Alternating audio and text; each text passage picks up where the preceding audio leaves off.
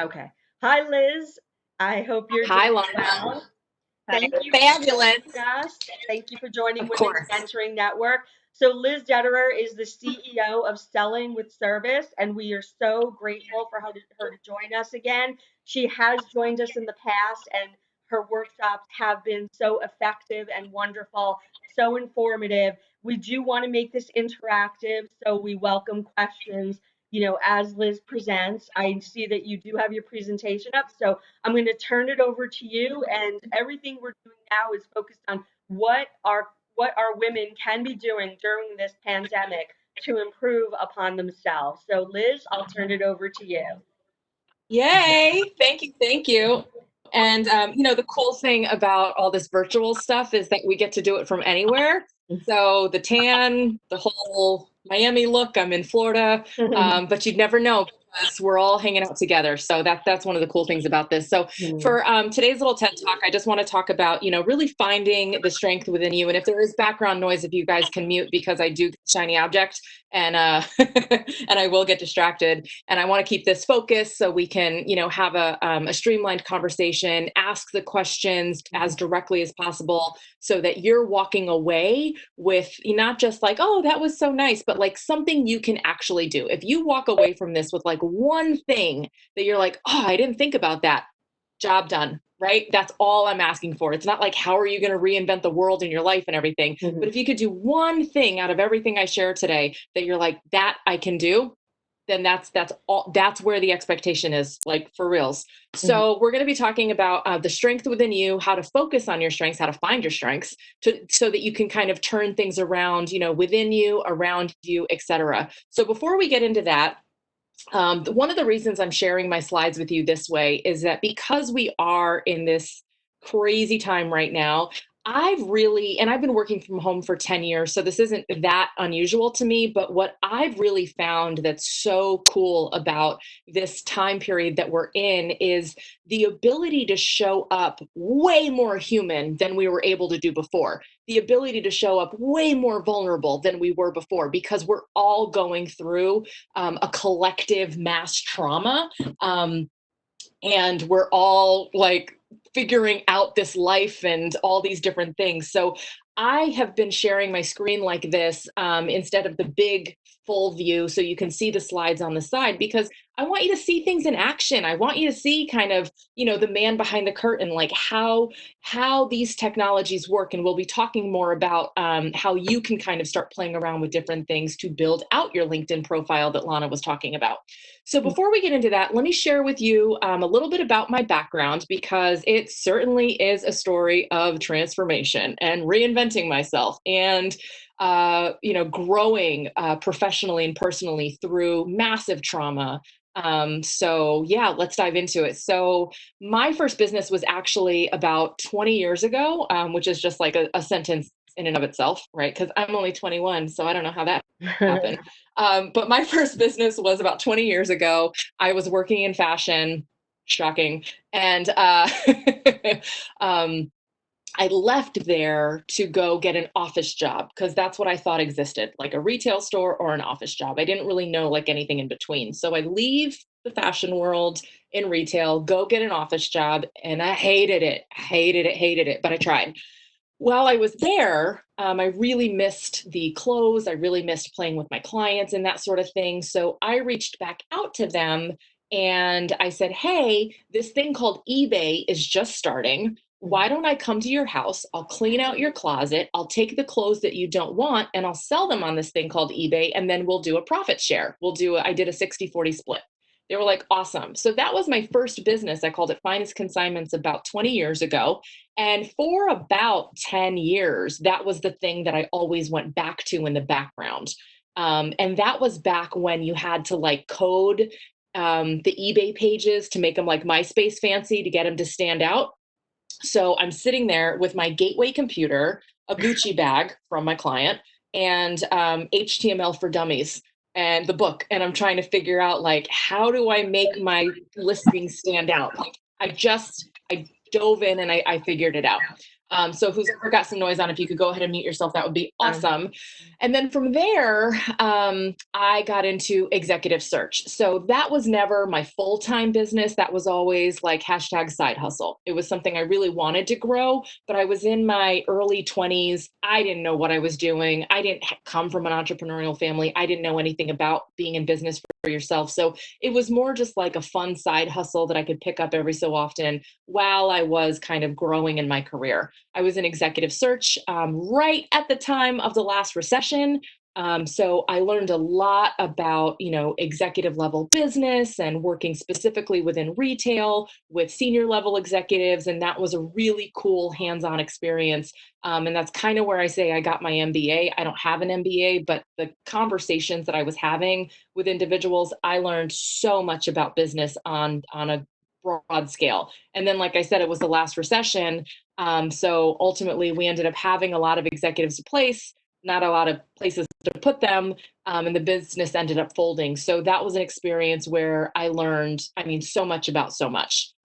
During that time, also, I started dating my daughter's father, and who's a serious ex. But he was a carpenter and he was doing small jobs for somebody else. And I saw that and I said, well, you're pretty much like managing the jobs. Why don't we just go out and get you these jobs so that you could do them yourself instead of making X dollars an hour? You can get the whole job. So I built his business because I had that little coding experience with HTML for Dummies. I was not afraid of doing a website. I was not afraid to touch a website and figure it out. So I built him a website. I've kind of had a creative little edge. So, I got into PowerPoint and I made him a logo. I went on Vistaprint and I ordered him some t-shirts. And then all of a sudden he had a business, right? He had the car magnet that you plop on the side of the van. He was official overnight. I was out networking for him and I started to get him his first couple jobs. Through networking, we connected with a real estate investor. And this was all, we had no idea about any of this stuff. We knew that like some people need to build a deck, some people need to get their bathrooms done, but we had no idea about any of this stuff. I mean, the two of us were the blind leading the blind, like for sure. So we go out and we're talking to this real estate investor, and she was flipping houses. And she hired him to us to do the actual rebuild, the remodeling, and then she would just turn around and sell it for a boatload of money. And so I start, how do we do this? What is this all about? And then just through kind of osmosis, just by being around her, hearing these conversations, witnessing some of the transaction, asking questions, we were able to then get in a position where we could start kind of doing the same thing. And that's how we rode the recession up. Was by flipping houses. So that worked, in hindsight, it's a great story. We rode the recession up by flipping houses. But at the time, we're like, what are we doing today? And had no idea. During that time, also, as I'm seeing him, have his own company, I find out I'm pregnant. And I said, I don't want to work for somebody else. We were chatting before, Lana, about kind of how this COVID crisis is transforming really work and life as we know it. And mm, my last corporate job, that was the last job where I found out I was pregnant. And I would go home with my laptop, just rest it on my belly and keep doing work from the couch, and then waddle back into the office with my laptop and sit in my cubicle, not talking to anyone. And I was like, can I work from home? Like, I'm doing it now anyways. And they said, no, it's not the type of company that we have, whatever. So I was like, you know what? I don't want to, I can work for myself. Like I can do this. So because again, I'm showing a theme here of how knowledge kind of builds upon itself and you don't always know where it's going to take you. And a lot of things I learned over the years, I don't use today, but a lot of them I do. Um, so because I had that little HTML experience with eBay, and then I did his website, I knew the small business owners at the time, this is about 8, 9, 10 years ago, websites were really, really expensive and they were too expensive. They just didn't have to be. So mm, I came across a solution where I could provide really cost effective websites to small business owners. And I wasn't afraid of them because I had gotten in to play with them a little bit before.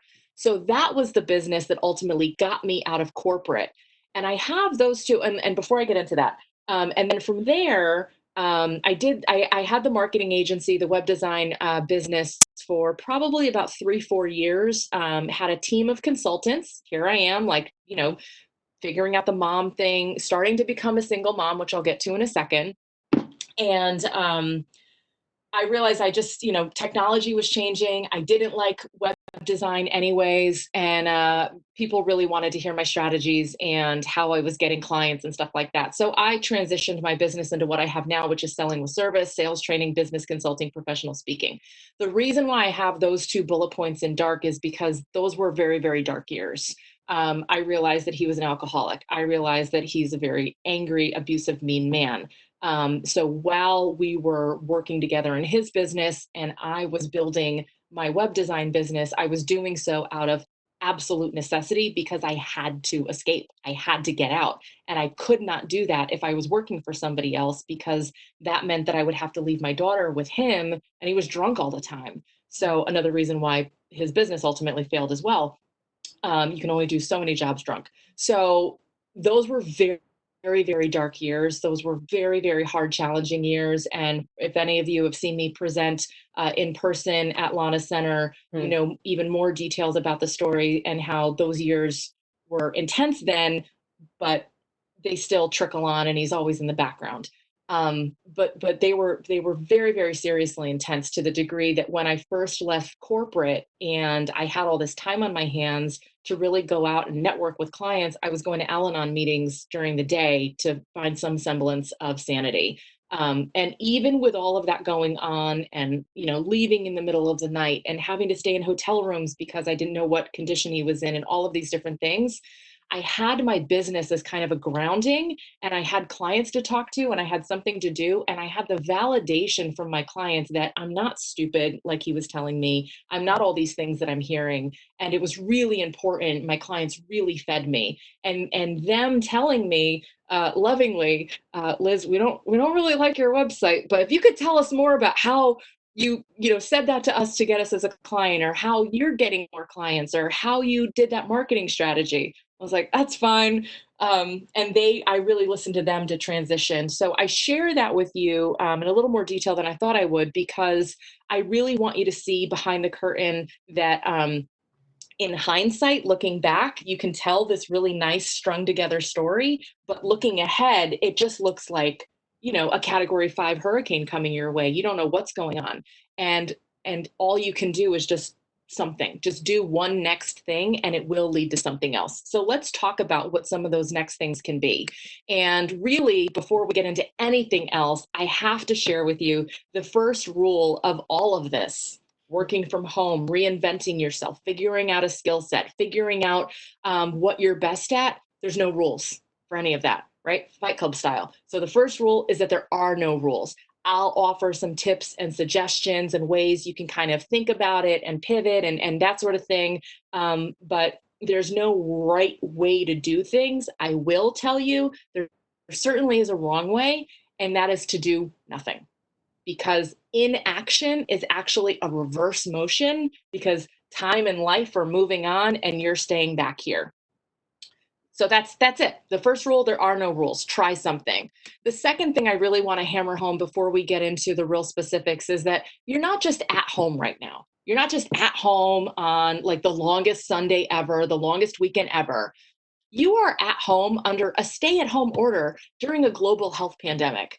And that's a big holy shift, right? So I really just want you to, because we have such an amazing ability to personalize things and to really make things, you know, how are we a failure? How did I fail at this? How come I'm not making any money right now? And just constantly remind yourself that you're not just at home. You're at home under a stay-at-home order. And because we're in isolation, those gremlins in your head that tell you the stories that you're not good at this, why aren't you making any money? Why can't you do this? And whatever those gremlins are, that's your chosen story, they're louder now more than ever because you don't have the people to bump into, at Dunkin' Donuts or wherever. You don't have the people at your old job to bump into to kind of share stories and see that they're in a similar boat. You lose all of that. So isolation is actually going to magnify that gremlin. So just understand that that's what it is.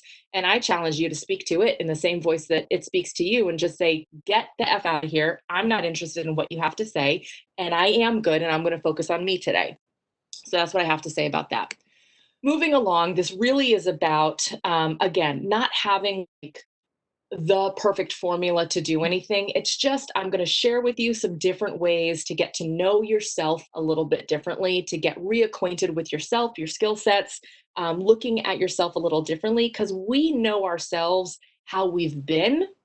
And that is a story that we've created. And there is some truth to that. But there's also, I can guarantee you, probably about 60% of shame and doubt crinkled into your story. So your story about yourself might not be wholly accurate. So I'm just going to share with you some ways to kind of take a new look into yourself to identify what some of those strengths are. And I like to just kind of break it down to give you some parameters. So instead of just saying, how wonderful are you? And look at all the things that you're great at, like you can. So let's kind of chunk it down. So there's 4 categories that we're going to look at. And these are the 4 currencies of conversation. And as you can see here, or for those of you who are listening, I use the acronym TEMP, and it's time, energy, money, and people. And again, for those of you who are listening in and you don't see the slides, this is being recorded and I will upload it to YouTube so you'll have the slides to see afterwards. So just capture as much as you can through audio. But we're breaking down our skill sets into the 4 currencies of conversation, which are the acronym TEMP, like temperature, time, energy, money, and people. And I break that down even further just to kind of, the more we can distill things, the easier it is to digest it. So I break that down even further into hard currency and soft currency. Hard currency is time and money, right? They have an actual, dollar amount or a time to and an actual number. Soft currency, energy and people. And energy is also education, experience, and people are the relationships that are around you. So write those down, even just on a sticky note in front of you or a scrap of paper. So you kind of have like 4 categories, right? 4 buckets to kind of look at: time, energy, money, and people. In every conversation, we're exchanging one or more of these currencies.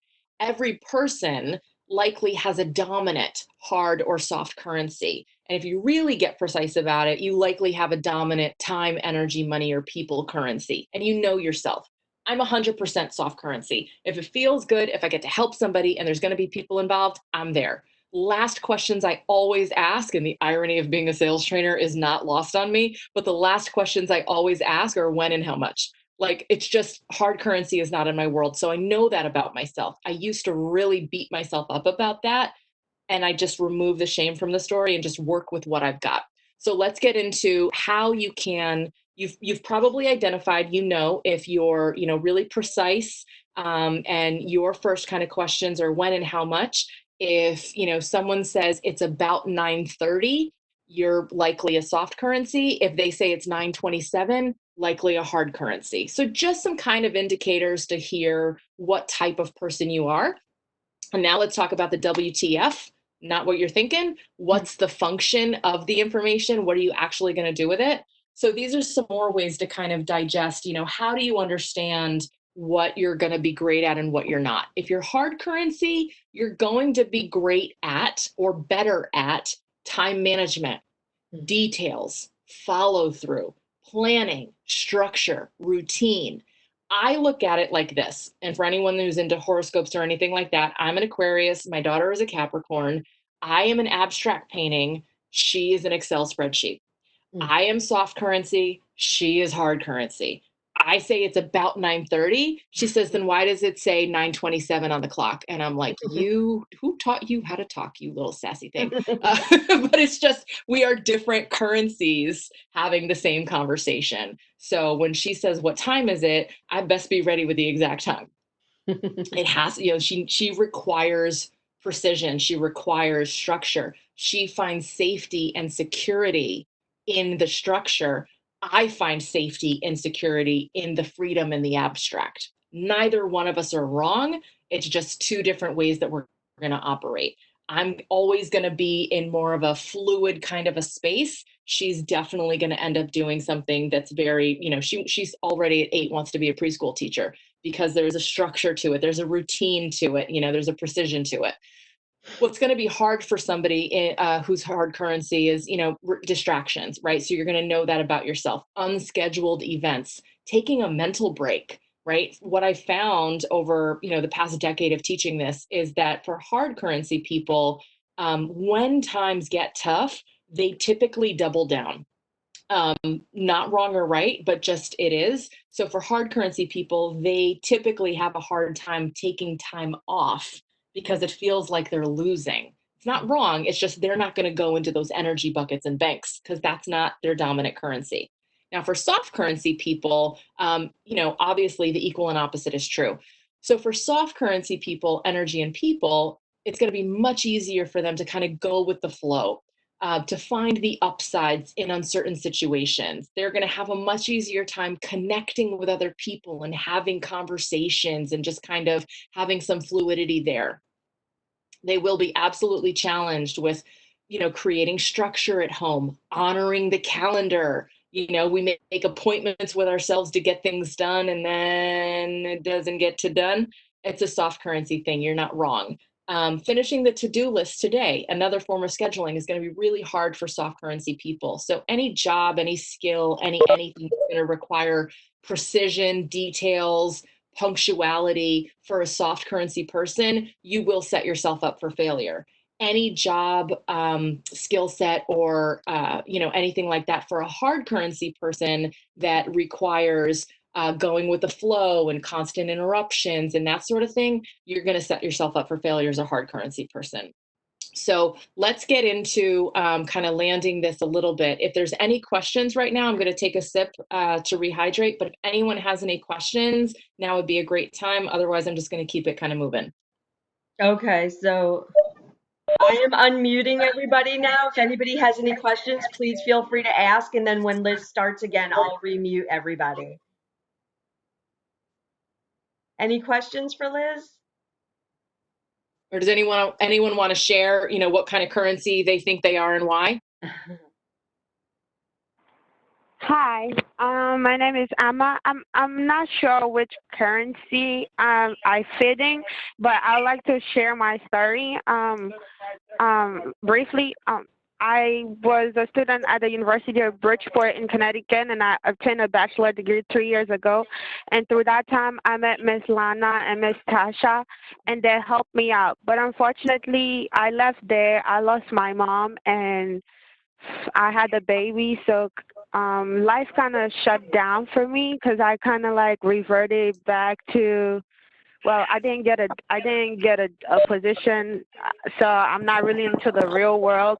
So I was struggling with that, and then I was struggling with what I should do with my life. But one thing I know is that I'm not afraid to talk to people. I'm not afraid to learn from people. What I said to myself is that the only thing that a person can tell me is no or cannot help you. So that constantly motivates me, but I want to do more, and I know I'm like dedicated to do more. So I don't know if that helps out. That's awesome. That's awesome. I love the drive, and I'm sorry about, losing your mother and the hardships that life has given you, because it's, as we all know, especially now more than ever, life is not always fair, but you certainly have the tenacity and the drive. A favorite phrase of mine is that everything is figure outable. So what we're going to go through in the next couple slides are ways that you can figure out some new skill sets, take some things for a test drive so that as you're moving forward, you're able to find more of those skills and strengths within you. And one thing I want to share that was really prominent to me as you were telling your story, and this is not just you, this is everybody in the history of ever that has ever told their story, is they tell it from the point of shame or struggle. And that's not wrong. That's our experience. That's what we went through, that it was really hard. It was really uncomfortable. These were the bad things that happened to me. And that's an absolute truth. And that's one side of the story. So I would just invite you, after this training, how can you tell your story as the hero's journey? How can you reinvent her story versus history? How can you retell her story in a way that really positions you as someone who um, is diving into your existing strengths versus sharing the struggles and the traumas, if that makes sense? Because so often we lead with the pain and we're not talking about our strength and ability. And it definitely is more true with women than men. Men don't talk about where they've been, they talk about where they're going. Women talk about where we were and how hard it was because there's a relatability to it. And it's true. And it's so much harder for us than it is for a lot of guys out there. And that's a whole other TED talk. Um, so we're not wrong in doing that. But every time that you say something, you're programming your brain at least 3 times because you're thinking it, you're using your muscles and your mouth to say it. And then when the words are coming out, you're hearing yourself say it.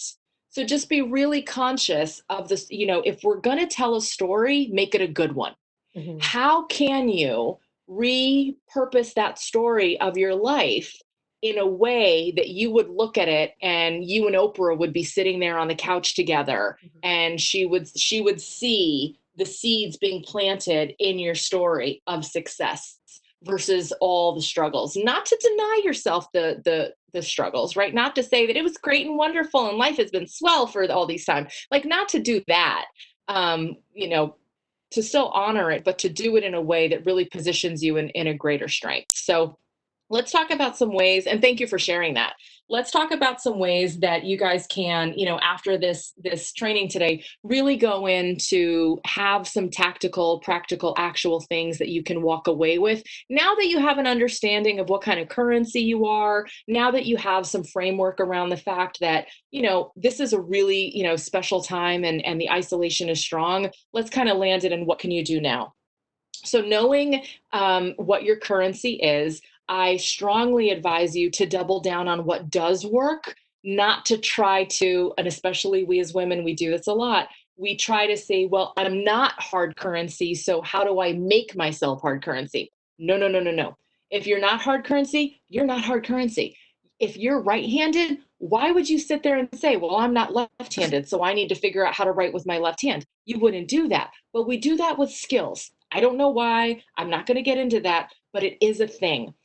So this is not about identifying that you're soft currency and how do you become hard currency or vice versa. This is about this is what you are and let's double down on that. So if you need to work off of a list versus a schedule, do that. If you have to blend kind of activities together, do that. If you're struggled with the overwhelm, work in 15 minute sprints. If you do have a big project that you're working on, chunk it down in an hour to 40 minutes of focused work with a timer, 20 minutes of off time. Use the buddy system. Get a friend on the phone and say, I have to start this project right now, and I really need some help with your soft currency person. You really need some help with focus. So keep them on speakerphone while you're doing the project, and you kind of have that accountability system in place. Do a brain dump, get all the ideas that are floating around in your head out. And then another thing that's really stupid and simple, and I don't have it in front of me, but it's something I created called a growth chart. Stupidest thing in the world, but it works. You take a notebook piece of paper, and every week is two lines. And at the end of the week, you go back, and it's not writing a whole life story, it's not writing a whole big spiel, but every week you go back and you say, these were the 3 things that I accomplished this week. Because again, we have this ability to go back and create a shame story and create a struggle story because it's easier to believe the bad than the good. And again, I don't know why, but it is. And I don't care to know why. We're just working with it. So what you need to do is you need to double down on what does work. And that means you need to create some evidence for yourself of where you are really strong. So let's get into really looking at, trying some different skill sets on. And I was just playing around, and it's like, take yourself on some dates, right? Some 51st dates of trying some different skill sets. So how cool is it that we've got the entire internet at our fingertips and now lots of time to play on it? Try a new skill. There are so many ways that you can play around to strengthen a new skill right now. You've got YouTube, and I know we're watching videos and cat videos and, whatever, and TikToks and all that other stuff. But if you schedule an hour a day, 40 minutes, this is the 40-20 rule, 40 minutes to go dive into some videos, 20 minutes to take a break. You're going to be way more productive than if you were just kind of like sitting there fluid, not doing anything. Go on YouTube, look at, what are some of the trainings that are out there. And I'll give you in the next category some ways that you can see what trainings to look for. Coursera is a great website that has free trainings. Harvard University has trainings on there. Yale has trainings on there. Wharton Business School has trainings on there. You can get really incredible trainings on there for cheap and free. Udemy is another platform where people have uploaded trainings, really cost effective. I think starting at like $1, $5, some are 20 and more, but a whole slew of topics to get really precise trainings on. And if you need to know, well, what kind of skills do I look for? Reverse engineer that. What kind of job might you want to have? Go on Indeed, go on LinkedIn Jobs, go on Craigslist, go on Facebook Jobs, see what jobs are being listed right now and what skills they're looking for. And you're going to see themes. Everyone wants you to know Zoom now. Everyone wants you to know Office 365 or whatever the things are. And then as you're getting more into a specific field, there's going to be different technologies that you'll need to know. Now you know what to look for on YouTube, and you take that, how do I learn Office 365, and you punch it into YouTube, and now you give yourself 15 minutes, 40 minutes out of an hour to just go through and absorb. Again, remember how I learned about house flipping. It wasn't that I took a course on it or that, I went to school for it or anything. It was just being around it and observing it and wanting to learn, and then putting things into practice and action. Another thing you can do is if you are seeing a theme or there's a different software that you want to learn, like Zoom, we have to be mindful of every nickel right now, every penny right now. So you can't just go, get it. I mean, Zoom has a free starter account, but if you wanted to do an upgrade, maybe you can't just do, an upgrade or try these different softwares where it's $30, $50, $15, whatever, to try these different things. Do the ones that have a free trial. Right? A lot of them are offering free trials, or you can email their support and say, hey, I just wanted to try this out for, 7 to 10 days. Get focused about it. All these software platforms have a bunch of trainings involved that, on their site that are free. And if you can't find them, email support. Usually they'll have a chat box pop up in the corner, or go back to YouTube. Somebody out there, thank God, has made a video on how to do all the craziest small little piddly things. The whole world is at your fingertips. And here are some ways that you can just kind of focus what you're looking for. So here's where it lands, which is really cool. You start learning these things and you've played around in them. Guess what you can add to your LinkedIn profile, your resume, etc. That you have working knowledge of said software. You have working knowledge of Zoom. You have working knowledge of Intuit. You have working knowledge of Pipedrive, CRM, or MailChimp, or whatever it is. That's how you you don't need to have the job to learn how to do it. You can learn how to do it for free on your own time so that you can make the money. So that's really, and then also you're in it and you're like, this looked really cool from the outside, but I don't want to do this every day. Great. Then don't look for jobs that are going to require that. If it's an awful thing and you're like, I do not want anything to do with it. Great. Now you've learned. You don't have to do it. Now, how do we start making money, right? So again, I was playing with 50 First Dates, and a friend had told me, because I'm doing the online dating thing because I'm a glutton for punishment, but a friend had told me, when you're out on a first date with somebody, I was like, how long do I stay? God, they're so obnoxious. You walk in, they look like totally different from their online profile. She's like, Liz, 1 drink or 1 hour. And sometimes I'm sitting there and they walk in and I'm like, gotta go. But it's the same kind of concept here, right? So you take your skill sets on a date, 1 drink or 1 hour, whichever comes first. You log into the system and you're like, this looks really nice. You log in and you're like, no, you don't. And then you log out, right? That's all you have to do. 50 first dates. That's all you have to do. Now that you've learned these different things and you're kind of figuring out what's going on, those are people who put things online and they're making money some form or fashion. Otherwise, they wouldn't be doing it. What's a skill set that you might have that you could do in a video? Get a Zoom account. A free Zoom account is up to 40 minutes. You can record a video of yourself talking to yourself. Like I'm talking to you guys, but it's just me here. You just talk to the camera, get comfortable doing that, record a Zoom video of something that you know how to do, upload it to YouTube, and maybe you can charge people to watch it. Over time, you start to build an audience. There's so many different ways. How do you build a YouTube audience? YouTube it. Somebody made a video about it. You can upload classes to Udemy and start getting paid for that. Maybe you can create a Facebook group and start inviting people into it for $5 to get access to your exclusive knowledge on how to knit, how to crochet, how to make origami, how to make a face mask, right? Everyone needs masks right now. Other ways you can monetize things are with your PayPal account. You can set up a free PayPal account and you can drop that link, paypal.me/Liz Detterer, for example, is mine. So paypal.me/your name or whatever it is when you set that up.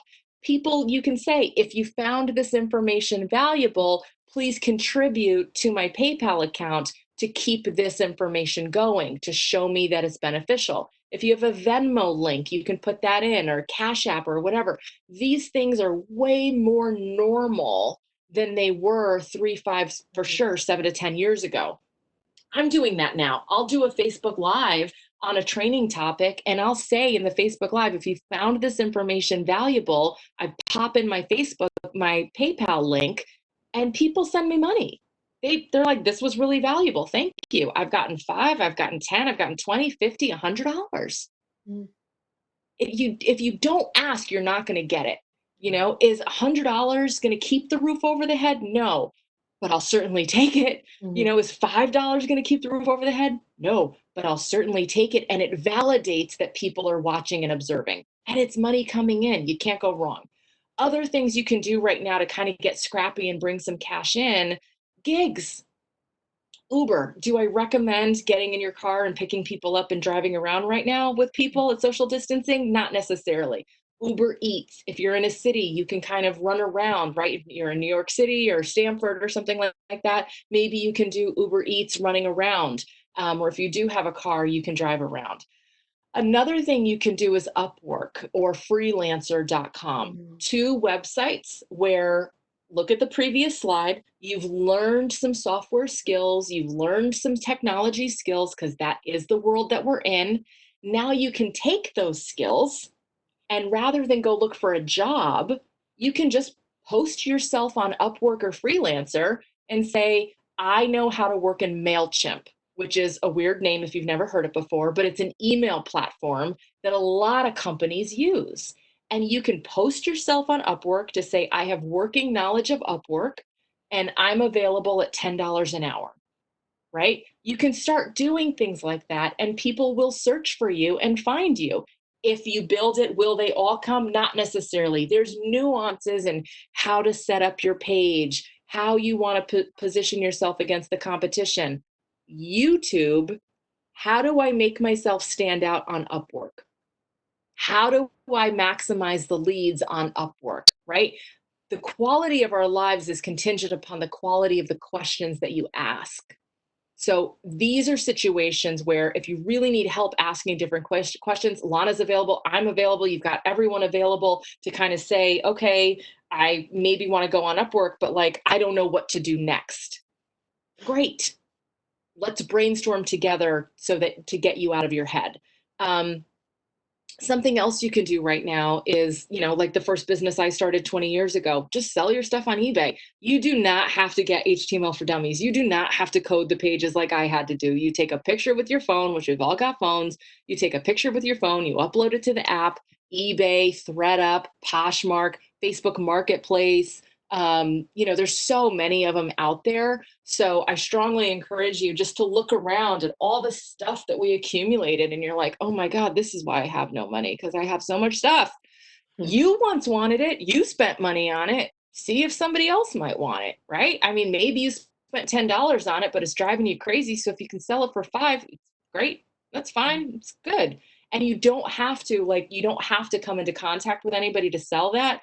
They can send you the money via, I think Facebook has a way to send money. PayPal, Venmo, Cash App, all those different things that I talked about before. You can leave the item on the doorstep when you know they're going to be there. Zero contact, selling things, cleaning out the house, right? Good stuff.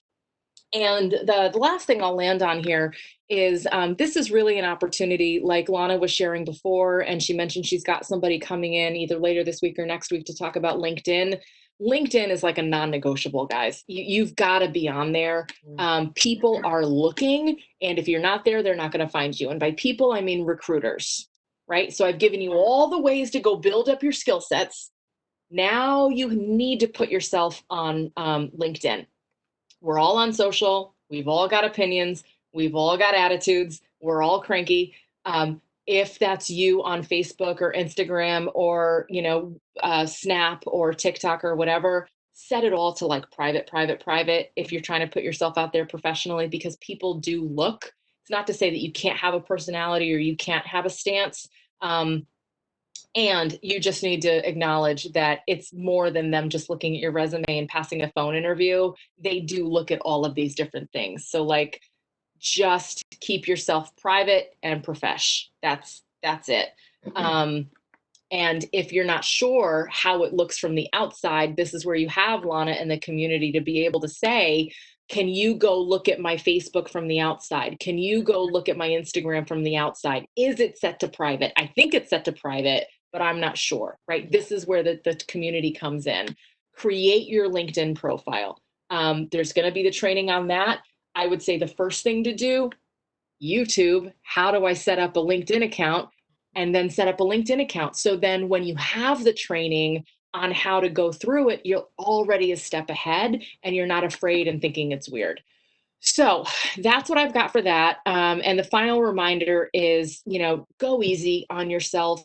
This is not, you didn't get laid off because you're a horrible person. You're not making money right now because you're a horrible person and bad at life or whatever. These stories are so loud. These stories that I'm telling myself right now, I have to constantly check and be like, Liz, stop it. It's a global freaking pandemic right now. This is not like the Liz show of why am I not making money right now, right? I mean, it's so easy to do that. So just remember, we're all on the Titanic right now, and we're all taking little spoons and trying to, empty out the water. So just go easy on yourself. Do what you can. Try to set some realistic goals. And clarity comes from conversation.